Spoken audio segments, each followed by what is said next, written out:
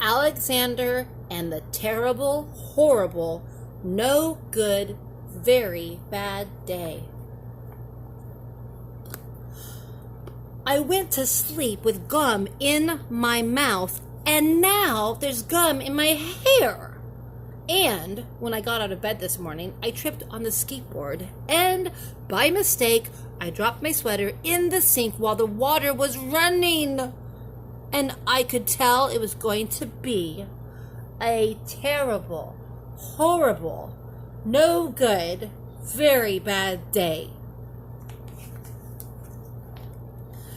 At breakfast, Anthony found a Corvette Stingray car kit in his breakfast cereal box.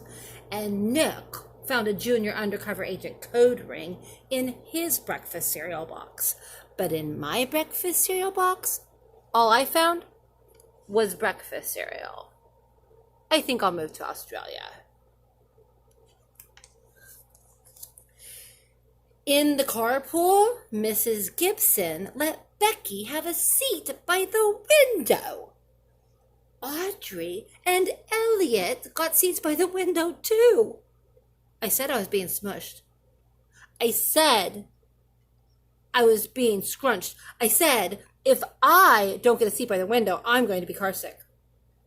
No one even answered.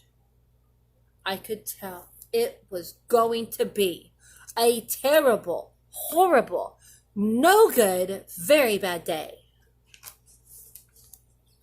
At school, Mrs. Dixon liked Paul's picture of the sailboat better than my picture of the invisible castle. At singing time, she said I sang too loud. At counting time, she said I left out 16. Who needs 16?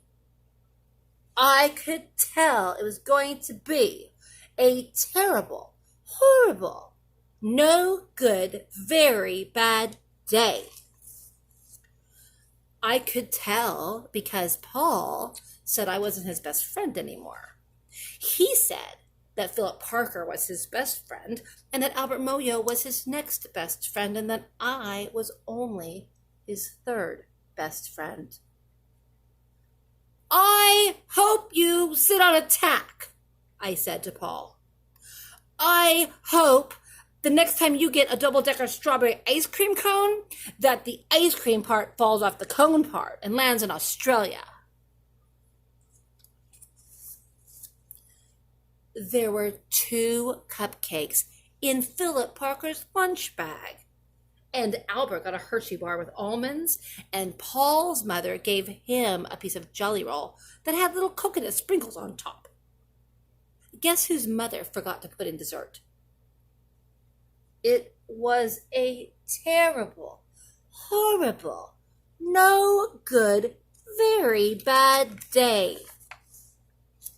That's what it was because after school, my mom took us all to the dentist and Dr. Fields found a cavity just in me.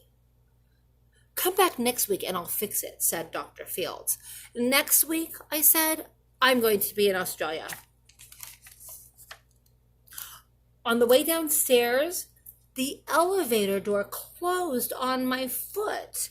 And while we were waiting for my mom to go get the car, Anthony made me fall where it was muddy. And then when I started crying because of the mud, Nick said I was a crybaby. And while I was punching Nick for saying crybaby, my mom came back with the car and scolded me for being muddy and fighting.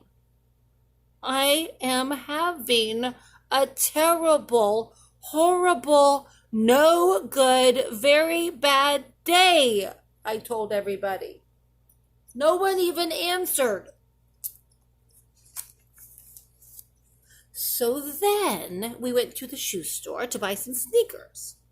Anthony chose white ones with blue stripes. Nick chose red ones with white stripes.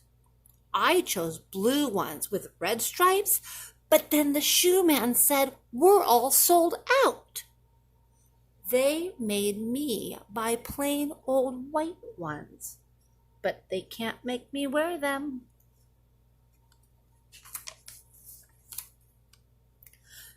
When we picked up my dad at his office, he said I couldn't play with his copying machine, but I forgot.